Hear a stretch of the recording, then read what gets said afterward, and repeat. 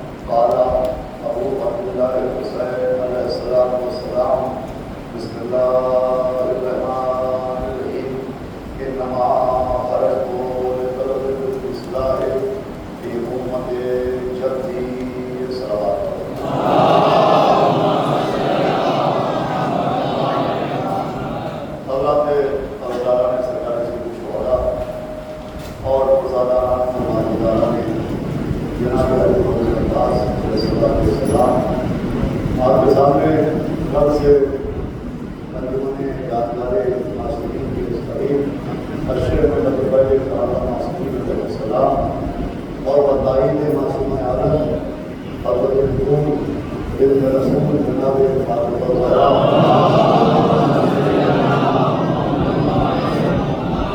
سلسلہ گفتگو کا آغاز ہوا اس میں نے سب رسول صدین مولا حسین علیہ السلام کے ایک فکرہ طیبہ کی تلاوت کرنے کا شرف حاصل کیا اور میں نے کل بھی عرض کیا تھا کہ یہ وہ فکرہ ہے کہ مولا حسین 28 رجب سن 60 ہجری کو مدینہ سے ہجرت فرما رہے تھے تو آپ نے ہجرت فرماتے وقت اپنے بھائی مولا علی کے فرزند جناب محمد حنفیہ کے نام ایک خط تحریر کروایا اور آپ نے اس خط میں اپنی ہجرت اور اپنی شہادت کے اسباب اور مقاصد بیان فرمائے اور انہی مقاصد میں ایک مقصد یہ بھی تھا کہ آپ نے فرمایا کہ میں اپنے نانا کی امت کی اصلاح کے لیے رہا ہوں۔ یہ بڑا نمایاں سا مقصد تھا جس کے امام حسین نے اپنی تحریر کے ذریعے قلم بند کیا۔ تشریف میں آ کر صلوات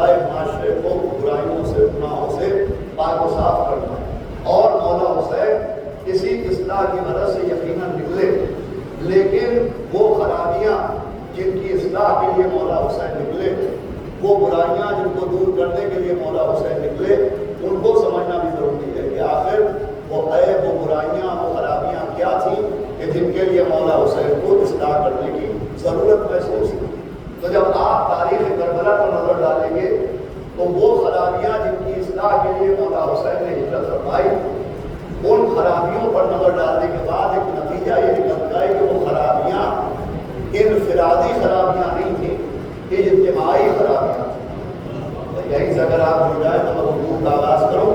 وہ خرابیاں جن کی اصلاح کے لیے مولا حسین نکلے وہ انفرادی خرابیاں، انفرادی برائیاں نہیں تھیں بلکہ اجتماعی خرابیاں. اب بچے جوان بھی بیٹھے، اب بات کو آسان کرو کہ انفرادی خرابی کسے کہتے ہیں اور اجتماعی خرابی کسے کہتے ہیں. تو انفرادی خرابی کا مطلب ہے کہ اگر کسی ایک شخص میں، فرد واحد میں کوئی عیب ہے، کوئی برائی ہے، کوئی خرابی ہے تو یہ انفرادی خرابی کہلاتی ہے. لیکن اگر کوئی خرابی پورے معاشرے کو جکڑ لیتی ہے تو یہ اجتماعی خرابی کہلاتی ہے. میں بات کو اور آسان کروں تاکہ آپ کے ذہنوں تک پہنچ جاؤں کہ انفرادی خرابی کیا ہے اور اجتماعی خرابی کیا ہے. مگر شرط ہے، آپ غور سنیے گا بھائی، کسی ایک گھر میں کوئی ایک شخص بے نمازی ہے تو یہ انفرادی خرابی ہے. کسی گھر میں کوئی ایک شخص بے نمازی ہے تو یہ انفرادی خرابی ہے. وہ پورے کا پورا گھر بے نمازی ہے تو یہ اجتماعی خرابی کہلاتی ہے. کسی دفتر میں کوئی ایک شخص رشوت لیتا ہے یہ انفرادی خرابی ہے. لیکن پورے کا پورا دفتر رشوت خور ہے تو یہ اجتماعی خرابی کہلاتی ہے. کسی محلے میں کوئی ایک بے دین رہتا ہے یہ انفرادی خرابی کہلاتی ہے. اور پورے کا پورا محلہ بے دین ہے یہ اجتماعی خرابی کہلاتی ہے. دیکھیے اس جملے کے ذریعے اگر میں نے متوجہ نہ کیا آپ کو تو شاید اس کے بعد میں متوجہ کر ہی نہ پاؤں گا کہ انفرادی خرابی کیا ہے اور اجتماعی خرابی کیا ہے. بھائی میدان جنگ سے کوئی ایک آدمی بھاگ جائے،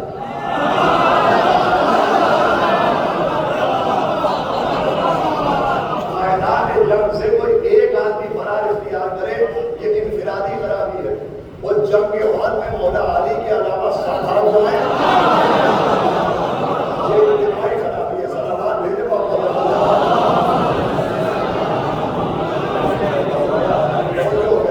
تو مولا حسین جن خرابیوں کی اصلاح کے لیے نکلے تھے وہ انفرادی خرابیاں نہیں تھیں، اجتماعی خرابیاں تھیں.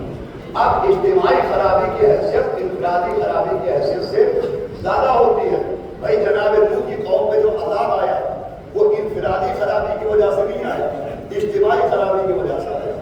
جناب نوح کی قوم پہ جو عذاب آیا وہ انفرادی گناہ کی وجہ سے نہیں آیا، اجتماعی گناہ کی وجہ سے آیا. توجہ فرمائیے گا.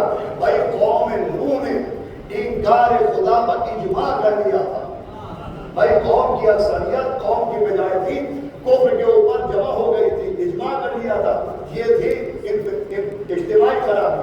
جناب لوط کی قوم ایک گناہ کبیرہ پر جمع ہو گئی تھی، سب کے سب کو گناہ میں مبتلا ہو گئے تھے، یہ تھی اجتماعی خرابی. توجہ فرما رہے ہیں آپ. تو جیسے جناب لوط کی قوم انکار خدا پر اجماع کر چکی تھی، قوم لوط گناہ کبیرہ پر اجماع کر چکی تھی، ویسے ہی مولا حسین کے زمانے میں امت رسول یزید جیسے فاجر پر اجماع کر چکی تھی.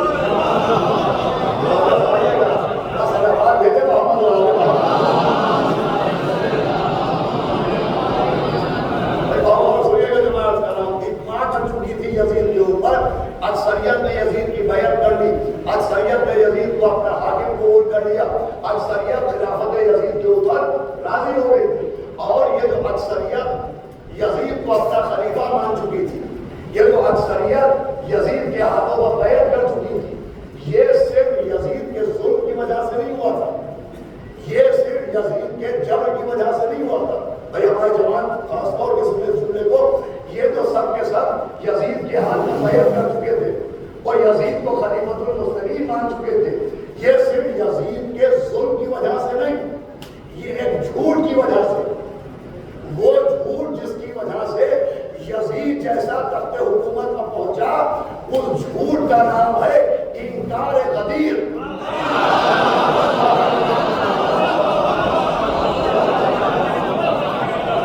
انکار غدیر. لیکن مجھے کہنے دیجئے کہ یزید جیسا فاسق، یزید جیسا فاجر، یزید جیسا بے عمل، یزید جیسا بدکردار، یزید جیسا گناہگار. بھائی آخری آپ نے جو توجہ چاہتا ہوں، جو تخت حکومت پر آیا تو صرف اپنے باپ کی وجہ سے نہیں آیا ہے، انکار ولایت کی وجہ سے آیا.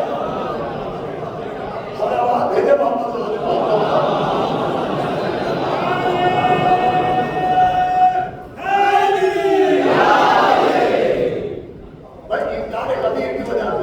غدیر کے مقابلے میں جھوٹ بولا گیا. اب وہ جھوٹ کیا تھا؟ وہ جھوٹ یہ تھا کہ قرآن میں مسئلہ امامت کی کوئی وضاحت نہیں ہے. قرآن میں مسئلہ خلافت کی کوئی وضاحت نہیں ہے. قرآن میں کسی کا نام لے کے اعلان امامت نہیں کیا. نبی کی حدیثوں میں توجہ سنیے گا، مسئلہ امامت کی وضاحت نہیں. یہ جھوٹ، یہ فکر، یہ نظریہ لوگوں کے ذہنوں میں بھرا جانے لگا کہ قرآن میں مسئلہ امامت کی وضاحت نہیں ہے، حدیثوں میں مسئلہ امامت کی وضاحت نہیں ہے، قرآن میں مسئلہ امامت کو کلیئر نہیں کیا. یہ سوچ، یہ فکر لوگوں کے ذہنوں میں بٹھائی گئی. حالانکہ یہ صرف جھوٹ نہیں تھا، یہ قرآن پر بہتان تھا. بیدار ہو کے سنیے گا، میں تھوڑا میان زبان کو بلند کرنا چاہ رہا ہوں اور انشاءاللہ آسان مزید آ جائے گی. یہ تھا قرآن کا بہتان کہ قرآن میں مسئلہ امامت کی وضاحت نہیں، قرآن میں نبی کے جانشینی کے مسئلے کی وضاحت نہیں. یہ تھا قرآن کا بہتان. آپ مجھے دلیل کیا ہے؟ تو دلیل یہ ہے کہ خود قرآن دعویٰ کر رہا ہے کہ کوئی خوشبودار ایسا نہیں جو قرآن میں نہ ہو.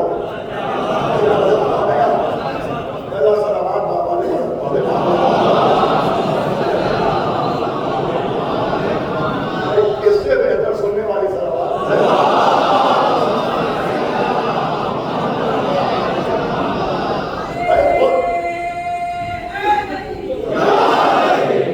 مولانا تشریف فرمائے، پڑھے لکھے لوگ بیٹھے ہوئے، قرآن کا دعویٰ بچہ بچہ جانتا ہے. قرآن کا ہے کوئی خوشبودار ایسا نہیں جو قرآن میں نہ ہو. ہر سوال کا جواب قرآن میں موجود ہے، ہر مسئلے کا حل قرآن میں موجود ہے، ہر مرض کی دوا قرآن میں موجود ہے. تو یہ کیسے ممکن ہے کہ ہر چیز قرآن میں ہو اور وہ بات جس کی وجہ سے امت میں اختلاف ہو سکتا ہے وہ قرآن میں نہ ہو؟ قرآن کہہ رہا ہے ہر خوشبودار، ہر بات، ہر مسئلہ، ہر جواب، ہر پرابلم، ہر الجھن کا حل قرآن میں. اگر خالی دعویٰ نہیں ہے، اس دعوے کے ساتھ دلیل بھی ہے کہ ہر بات قرآن میں موجود ہے. اس کی دلیل بھی ہے. فرق اتنا ہے کہ دعویٰ کیا قرآن ثابت میں اور دلیل بھی قرآن ناطق سے. دعویٰ کیا قرآن ثابت میں اور دلیل بھی قرآن ناطق سے. اس وقت دلیل ملی کہ جب ہمارے آپ کے دوسرے امام حضرت امام حسن مصطفیٰ علیہ السلام تشریف فرمائے. بھائی آخری آدمی تک سنیے گا. اور حاکم شام نے کہا مولا حسن سے مخاطب ہو گئے کہ آپ کے نانا پر قرآن نازل ہوا اور قرآن نے دعویٰ کیا کہ قرآن میں ہر شے کا ذکر ہے، ہر خوشبودار موجود ہے، ہر سوال کا جواب موجود ہے. مولا حسن نے فرمایا بے شک ہر شے قرآن میں موجود ہے. تو اب جیسی سوچ تھی ویسا سوال کیا. ہمارے یہاں کہا اچھا اگر قرآن میں ہر سوال کا جواب ہے اور قرآن میں ہر خوشبودار موجود ہے تو سنیے گا. تو حاکم شام نے مولا حسن سے کہا کہ یہ بتائیے کہ قرآن میں آپ کی داڑھی کا ذکر کہاں ہے اور میری داڑھی کا ذکر کہاں ہے؟ حاکم شام نے مولا حسن سے کہا جب قرآن میں ہر خوشبودار موجود ہے تو قرآن میں آپ کی ریش کا ذکر کہاں ہے اور میری داڑھی کا ذکر کہاں ہے؟ مولا حسن مسکرائے. آپ نے سورہ اعراف کی آیت نمبر 58 کا ذکر کیا. اس آیت کو تلاوت کیا، اس آیت کو بیان کیا جس آیت میں اللہ نے زمینوں کا ذکر کیا. پوری توجہ سنیے گا. اور ذکر ہو رہا ہے کہ کچھ زمینیں طیب ہوتی ہیں اور کچھ زمینیں خبیث ہوتی ہیں. آخری آدمی تک مولا حسن نے سورہ اعراف کی آیت نمبر 58 کی تلاوت فرمائی جس آیت میں ذکر ہو رہا ہے زمینوں کے بارے میں کہ کچھ زمینیں پاک ہوتی ہیں، پاکیزہ ہوتی ہیں، طیب ہوتی ہیں اور کچھ زمینیں خبیث ہوتی ہیں، کچھ زمینیں بنجر ہوتی ہیں. اور پھر آیت میں جو 5 زمینیں ہیں ان کی پہچان بھی بیان کی گئی اور جو بنجر زمینیں ہیں ان کی پہچان بھی بیان کی گئی. امام حسن نے آیت کی تلاوت کی. کہا دیکھو آیت میں 5 زمینوں کی پہچان یہ ہے کہ اس سے سبزہ اگتا ہے. جو سنے کا حق ہے آپ ادا نہیں کریں. مولا حسن نے فرمایا 5 زمینیں طیب زمینیں طاہر زمینوں کی پہچان یہ ہے کہ اس سے سبزہ نکلتا ہے اور خبیث زمینوں کی پہچان یہ ہے کہ اس میں جھاڑیاں نکلتی ہیں، اس میں کانٹے نکلتے ہیں. یہ کہنے کے بعد مولا حسن نے کہا کہ سنو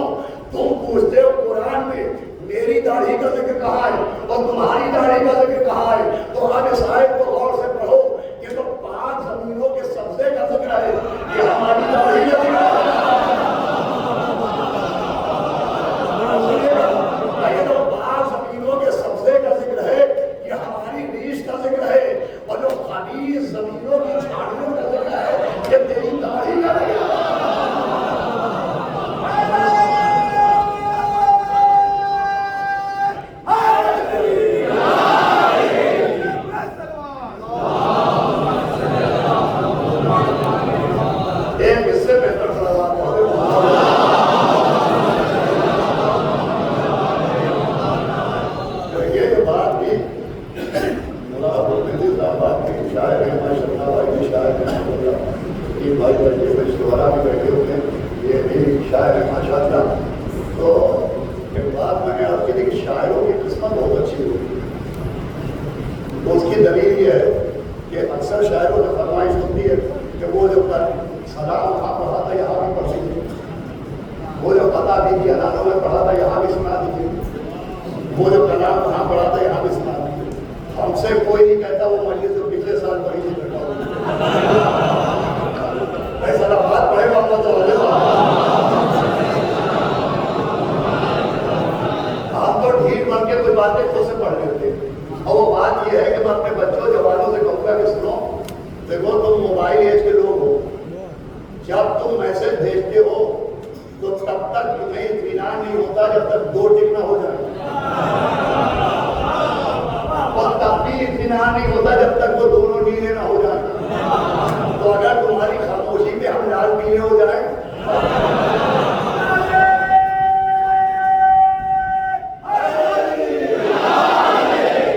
بھائی ہمیں بھی تو پتا چلے کہ تمہارا موبائل سوئچ آف نہیں آن ہے. ہمارا بات بھیجے واپس بات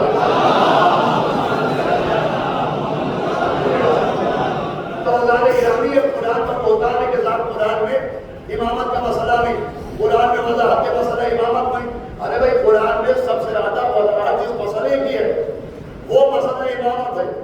آپ دلیل پوچھے تو قرآن نے مسلسل اس مسئلہ امامت کو, نبی کی جانشینی کے مسئلے کو واضح کیا. کہیں اعلان ہوا بسم اللہ الرحمن الرحیم انی جاعل فی الارض خلیفہ, زمین پر میں خلیفہ بنا رہا ہوں, یہ بھی وضاحت ہے. حضرت ابراہیم نے کہا انی جعلک للناس اماما, ہم آپ کو امام بنا رہے ہیں, یہ بھی وضاحت ہے. کہیں اعلان ہوا سننا اور استل کتاب الذین اصطفینا من عبادنا کہ ہم اپنے بندوں میں سے کچھ بندوں کو وارث قرآن بنانے کے لیے چن لیتے ہیں. ارے اس سے زیادہ کلیئریفیکیشن اور کیا ہوگا. اللہ کہہ رہا ہے ہم بندوں میں سے چنتے ہیں, بندوں سے چنواتے نہیں ہیں.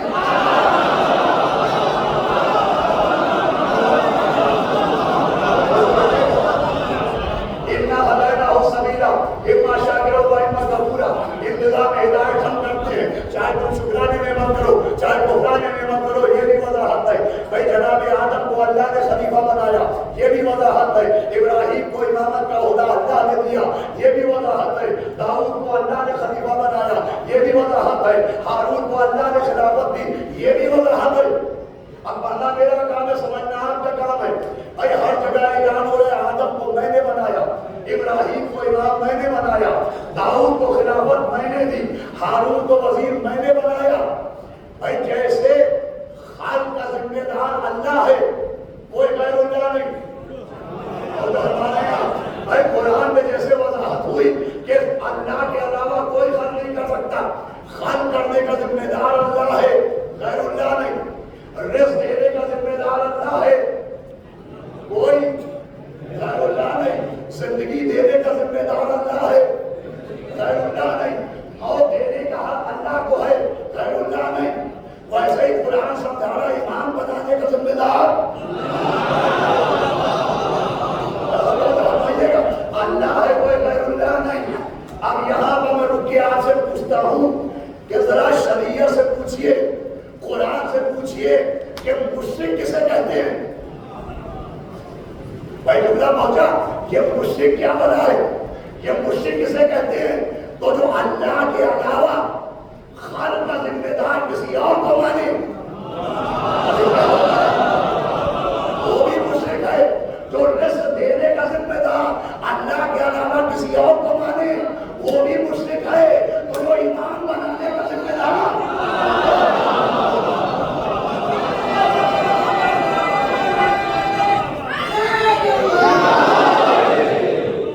وہ بھی مشرک ہے. مجھے کہنے دیجئے یہ خود سے بنائیں گے, خود سے بنا لیا, ہم بنائیں گے, ہم بنا سکتے ہیں, ہمیں بنانے کا حق ہے. یہ جو خود سازی ہے, سنیے گا, یہ جو خود سازی ہے تو شریعت کی نظر میں جو حیثیت خود سازی کی ہے وہی مسئلہ ہے.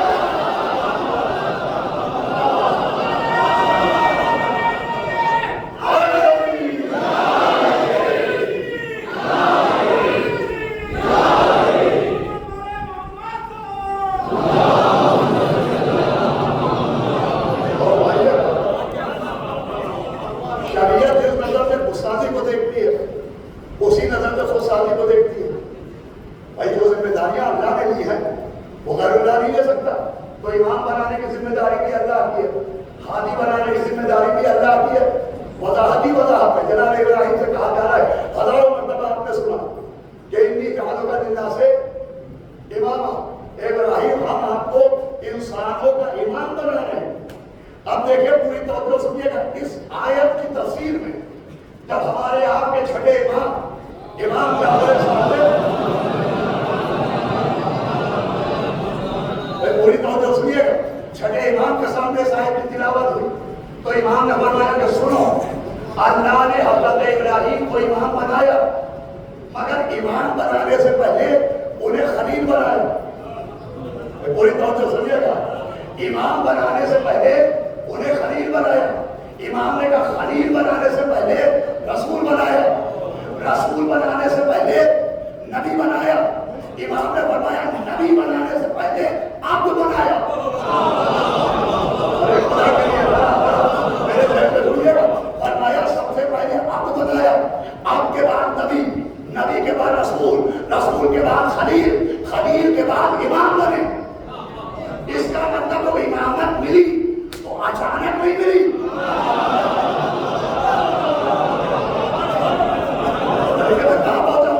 امام کی حدیث کے مطابق ایسا نہیں ہوا کہ ابراہیم اچانک امام بن گئے، ایکسیڈنٹل امام بن گئے، کسی کا جنازہ چھوڑ کے بن گئے.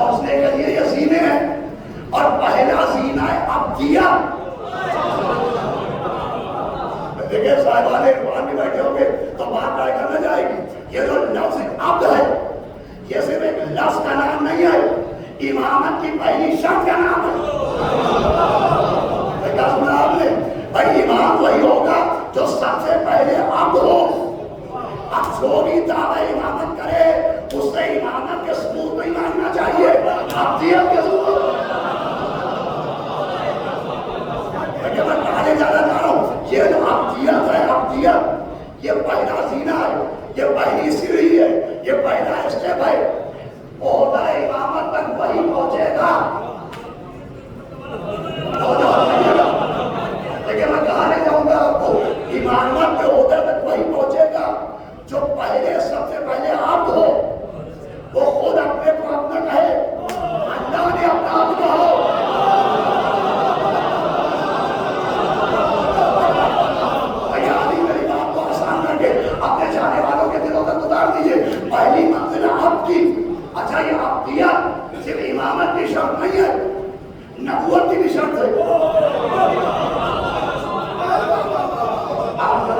सऊद में जब पैगंबर की गवाही देते तो क्या कह के देते?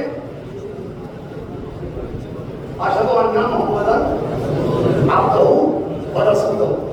पहले ऐलान होता है अब्दियत का, क्या गवाही दे रहे हैं कि वो अल्लाह के अब्द हैं और रसूल हैं। इसका मतलब इमामत की शर्त भी अब्दियत, नबूवत की शर्त भी अब्दियत। ये सिर्फ लफ्ज नहीं है, ये है शर्त। अब देखिए आज की मजलिस मौला अब्बास से मंसूब है।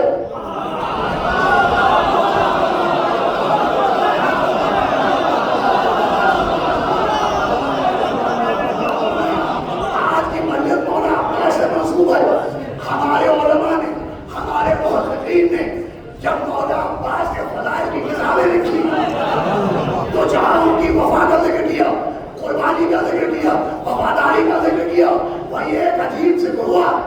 वरना मेरा काम समझना आपका काम। अल्लामा नजमुल हसन करारवी ने जिक्रुल अब्बास में लिखा कि जनाब अब्बास का मर्तबा यह है कि वो इमाम तो नहीं है मगर उनमें इमामत की सिफत है।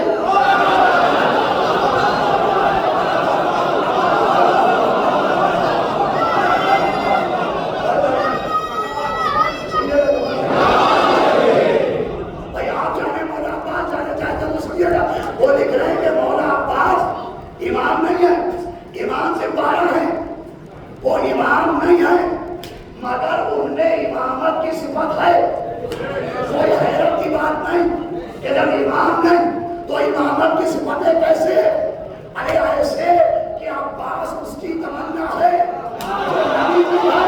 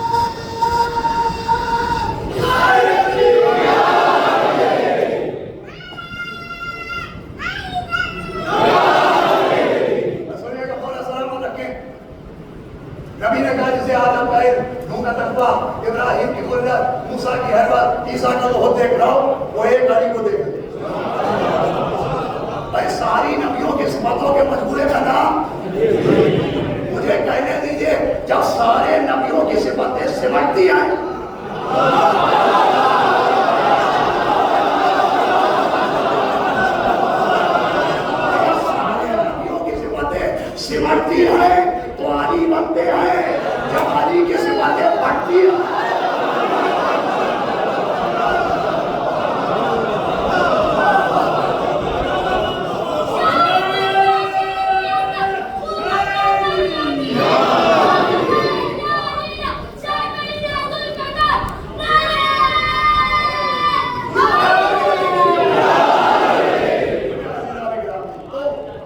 علامہ نجم الحسن کرانی صاحب نے ذکر العباس میں بھی لکھا، دیگر علماء کے حوالے سے لکھا کہ جناب عباس امام نہیں ہے مگر انہیں امامت کی صفتیں ہیں،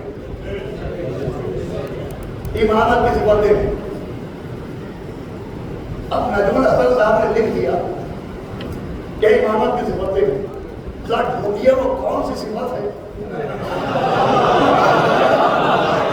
جس کی بنیاد پر لکھا کہ وہ امام نہیں ہے؟ اگر امامت کی صفتیں آئے، چھٹے امام کی حدیث گواہی دے رہی ہے کہ امامت کی پہلی صفت اب ہونا، گواہی دے رہا ہے اشہد ان محمدًا عبدہ و رسولہ، تو یہ عبد ہونا صفت امامت ہے۔ اسی لیے جب جناب عباس کی زیارت نہیں کرتی ہے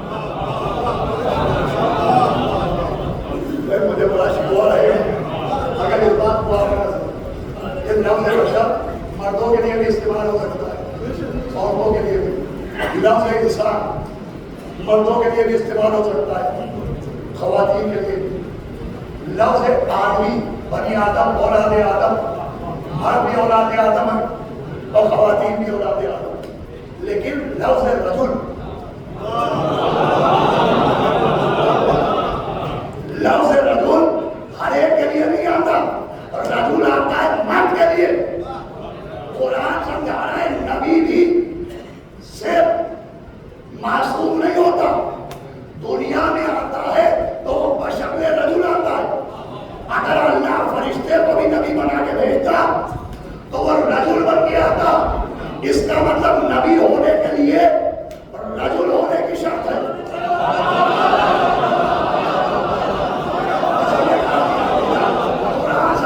نبی وہی ہوگا جو رجل ہوگا.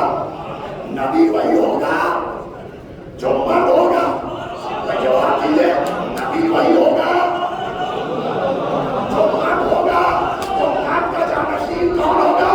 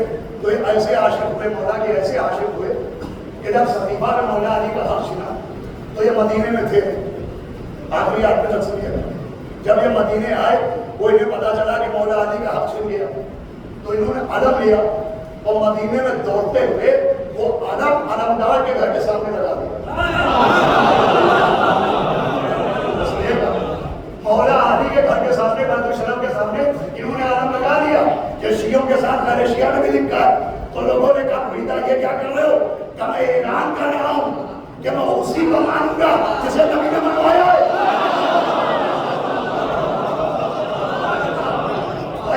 میرا کام سمجھنا آپ کا کام ہے. عالم کی پہچان ہے کہ علی خلیفہ بلا فصل ہے. عالم کی پہچان ہے کہ علی خلیفہ رسول ہے. عالم پہچان ہے کہ علی خلیفہ رسول ہے. عالم پہچان ہے کہ علی خلیفہ رسول ہے. یہ ممبر کس سے منسوب ہے؟ رسول سے. ممبر رسول کا ہے. آپ سمجھے اس پہ عالم کیوں لگے رہتے ہیں؟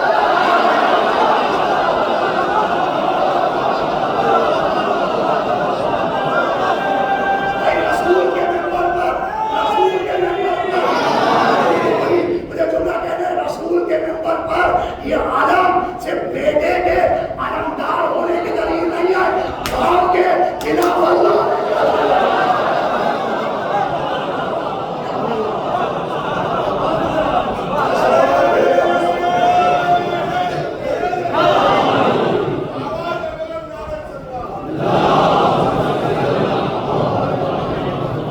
یہ ممبر پہ علم نہیں تھوڑے لگائے جاتے ہیں. ممبر رسول کا ہے اور قدم جہاں مولا عباس کے رفتاری وفاداری کا اعلان ہے. بھائی مولا علی کے خلیفہ ہے خلافت ہونے کا بھی اعلان. سنیے بس حاصل ہو گئی منزل کہ وضاحت کوئی ایسا امامت اور خلافت خلافت کا مرحلہ نہیں جس کو واضح نہ کیا گیا. فتح مکہ ہوئی, نبی مکے گئے, کوئی شکایت ہوئی. علامہ مجلسی نے لکھا سنیے گا کہ جب نبی مکے سے واپس آنے لگے مدینے تو ایک 18 برس کا نوجوان تھا.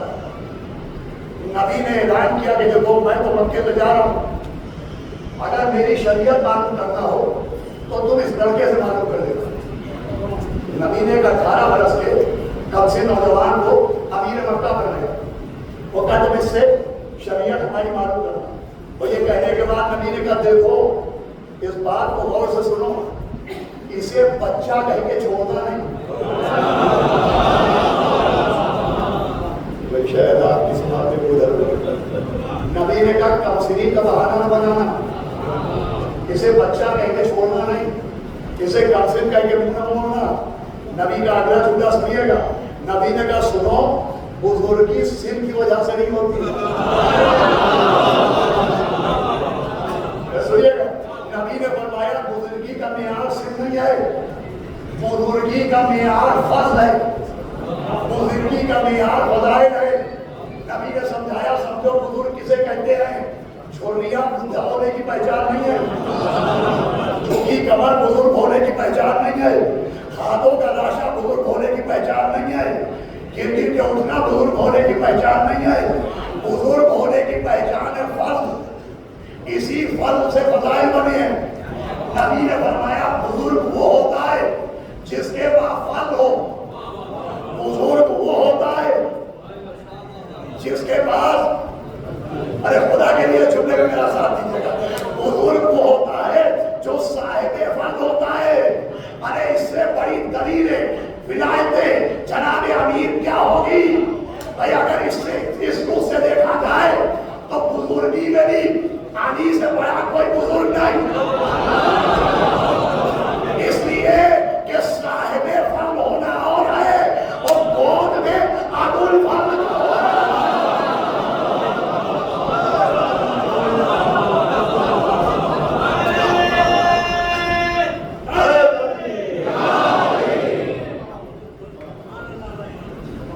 صاحب فضل ہونا اور ہے, اور جس کی گود میں ابو الفضل ہو. ابو الفضل دیکھیے کیونکہ یہ مجلس منسوب ہے مولا عباس سے, لہٰذا میں نے دونوں لوگ سے آپ کے سامنے رکھا. تو کوئی مسئلہ ایسا نہیں ہے جو قرآن نے واضح رکھا. یہ ایک جھوٹ تھا, یہ غدیر کی دشمنی تھی جو لوگوں کے ذہنوں میں بٹھایا گیا کہ صاحب قرآن میں مسئلہ امامت کی وضاحت ہوئی. اسی وضاحت کے لیے مولا حسین, اسی وضاحت کے لیے امام حسین نے قدم بڑھایا, اور اسی مسئلہ امامت کی اصلاح بھائی مولا حسین جو اصلاح کے لیے نکلے تو صرف اصلاح اعمال کے لیے نہیں نکلے تھے، اصلاح عقائد کے لیے بھی نکلے تھے کہ امامت کے لیے جو تم نے عقیدہ بنایا کہ جو تخت حکومت پہ آ جائے وہ امام، جسے اقتدار مل جائے وہ امام، جس کے بعد میجارٹی ہو وہ امام کا امام اسے کہتے ہیں جس کے لیے قرآن کی سندیں ہو وہ امام، جس کے لیے نبی کی حدیثیں ہو وہ امام، جو صاحب فضیلت ہو وہ امام۔ اس کی وضاحت کی، ایسی وضاحت کی کہ ایک رات میں خود سمجھ گیا۔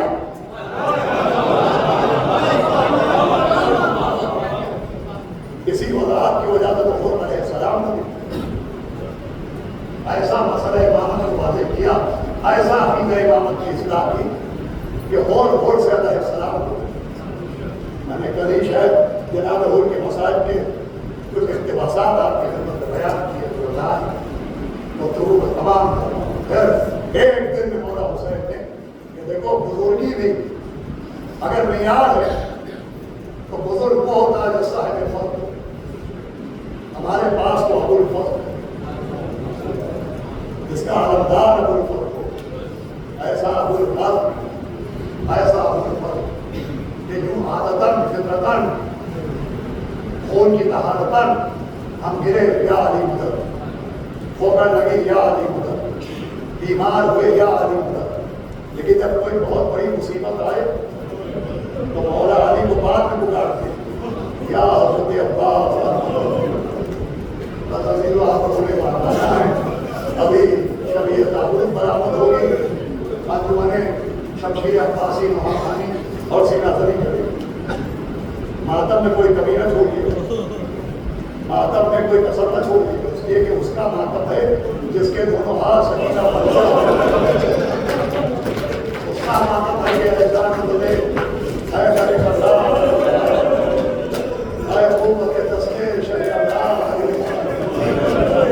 او مر گئے میرا عرب کون، اب کس کو کروں فوج کا سردار، وہ مولا عباس کہ جو مومنوں کا بھروسہ ہوا عباس، جو سکینہ کی ڈھارس کو عباس، جو بیویوں کا آسرا ہوا عباس، جو دوستوں کا بھروسہ ہوا عباس۔ چلیے مسائل شروع کر رہا ہوں کہ ابھی بہت ہے، مولا آپ کو اہل عظیم عطا فرمائے کہ اس عمر بھرے موسم میں، اس گرمی کے موسم میں آپ اتنی بڑی تعداد میں اپنے مولا کو رونے آئے، بیوی سیدہ کو ان کے پسر کا، ان کے مذہب کا پوچھا دینے آئے، لیکن میں مسائل میں 7-8 منٹ ضرور کروں اس لیے کہ آپ کو کتنی ہی گرمی کیوں نہ لگے، ابھی مجلس کے بعد آپ کو پانی مل جائے گا۔ دیکھیے کہیں مابعدوں میں سیدہ کی گود کو سکینہ سے رونے کے بعد پانی نہیں ملا، لیکن نمازیں پڑھے، لیکن نمازیں وہ دوبارے چھنے گئے اور عباس کا مطلب تو عباس جو سب کا بھروسہ، اتنا بھروسہ کہ مولا عباس کے ایک بچپن کے دوست تھے جناب ابراہیم ابن مالک اشتر، جیسے جناب حبیب ابن مطلب اور مولا حسین بچپن کے دوست تھے، ویسے ہی جناب ابراہیم ابن مالک اشتر جناب مالک اشتر کے بیٹے مولا عباس کے بچپن کے دوست تھے، جن کے بغیر جناب مختار کی تحریک پائے تکمیل تک نہیں پہنچی۔ لکھا ہے کہ جب جناب مختار خون حسین علیہ السلام کا انتقام لے چکے تو جناب ابراہیم ابن مالک اشتر اور سن لیجیے گا انشاءاللہ جب یاد آئے گا آپ کی آنکھوں میں آنسو آئے، کربلا پہنچے۔ اب جو کربلا پہنچے تو گزرا ہوا دشت بلا دیکھا، دور سے زہرا کے بیٹے کی پر ہو رہے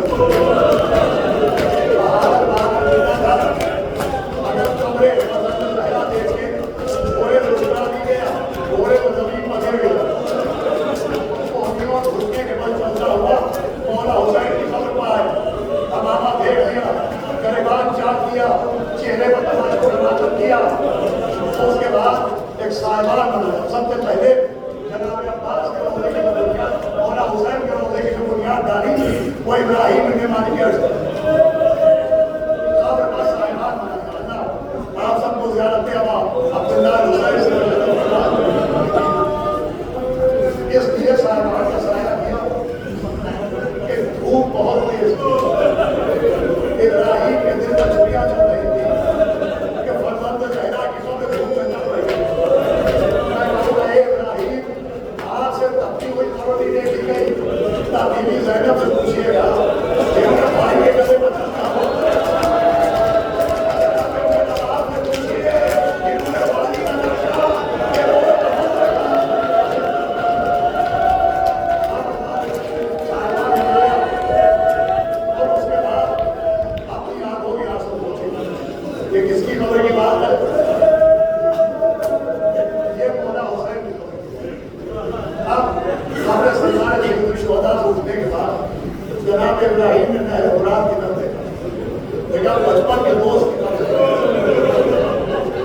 دکھائے وہ پہاڑوں دکھائے وہ سب کو لے کے ابراہیم رونے لگے روئے نہیں چیخے نہیں چلائے نہیں چہرہ سر تھا لوٹے میں اپنے عباس پائے اور مٹی کو اپنے ہاتھ میں ایسے پائے جیسے جناب عباس کی طرح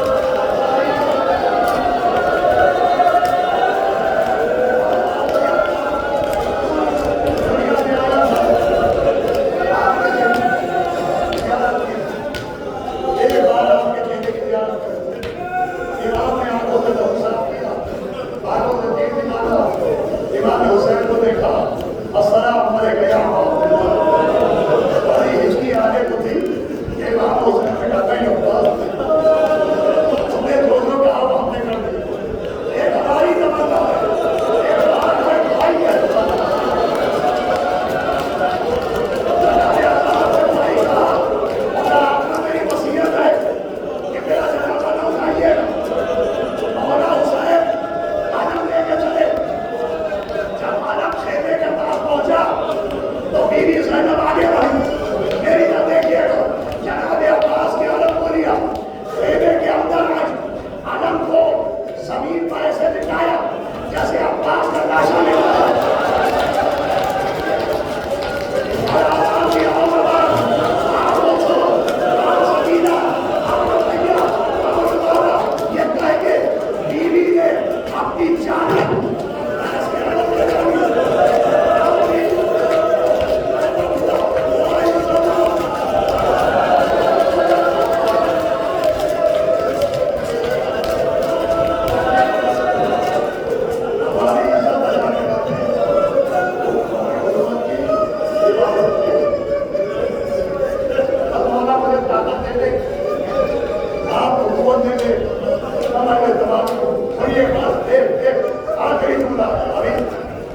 زیارت ہوگی بیویوں کا بھروسہ پاس سکینہ کا بھروسہ پاس اور حسین کا بھروسہ مولا حسین بھولے تو زمین کیا کسی نے پتھر مارے کسی نے تیر مارے